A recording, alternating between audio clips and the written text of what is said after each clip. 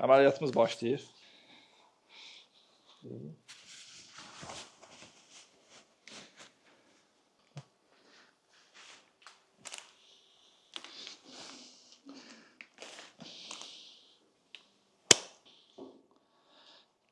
Əməliyyata başlayırıq. Əməliyyatımız nə əməliyyatdır? Nə əməliyyatıdır?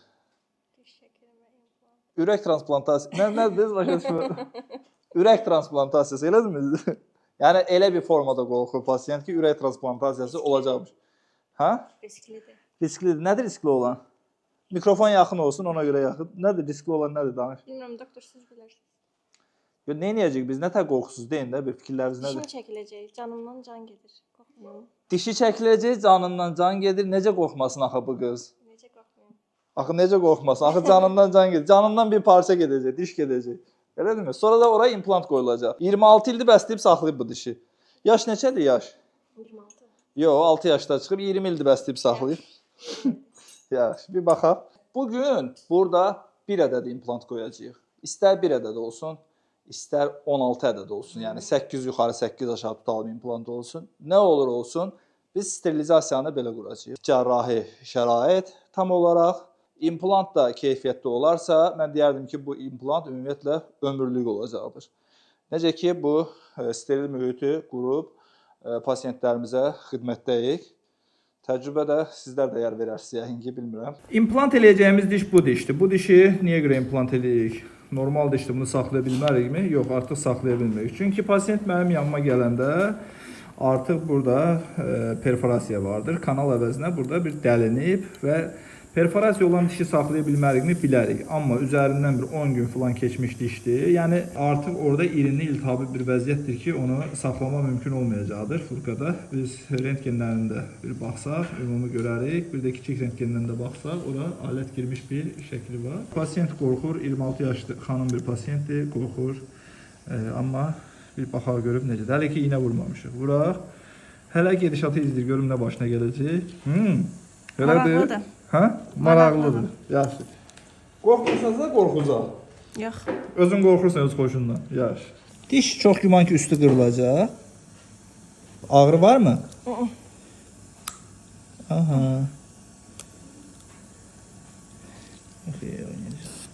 Dişin üstü qırılıb, bulon hissələri qırılıb gəlməkdədir. Dişin ortası boş olduğu üçün qırılıb gəlməkdədir. Bu bizim dişin kökün bir ədədi. Digər kök də çıxartdıq. Sümük travma görməyib. Hər bir tərəfdən sümük bütöv divarı saxladıq. Baxmayaraq ki, elevatorla çıxartdıq. Diş çəkilir, anındaca implant qoyulur. Yəni siz bir yaranın sağalmasını falan gözləmirsiniz. Hətta deyirəm, implant qoyulandan sonra istənilsə əgər biz implantın üzərinə diş də qoya bilərik.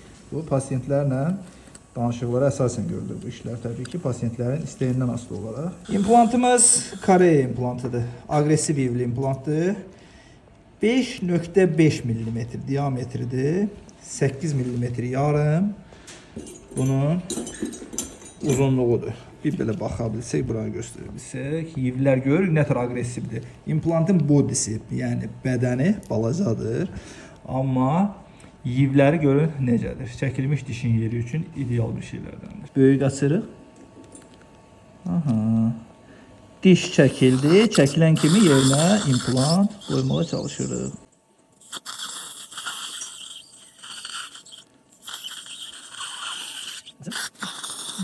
15 torkdayıq.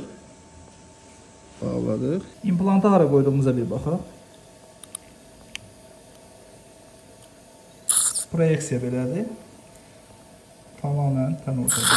Proyeksiya tam ortadadır hər tərəfdən. Bağlayırıq. Gəlib dişin ortasına düşürük. Bitdi. Heç bir sümük falan qoymuruq kənarlarına. Yaranı açıb da qoya bilərdik. Amma tikdik. Diş çəkildi, implant qoyuldu, yeri də tikildi və çıxdı. Ağrı var, narahatlıq var. Özü amma narahat pasiyentdir. Eləmi? Özü də təsdiq edir. Və beləcə əməliyyatımız bitmiş oldu.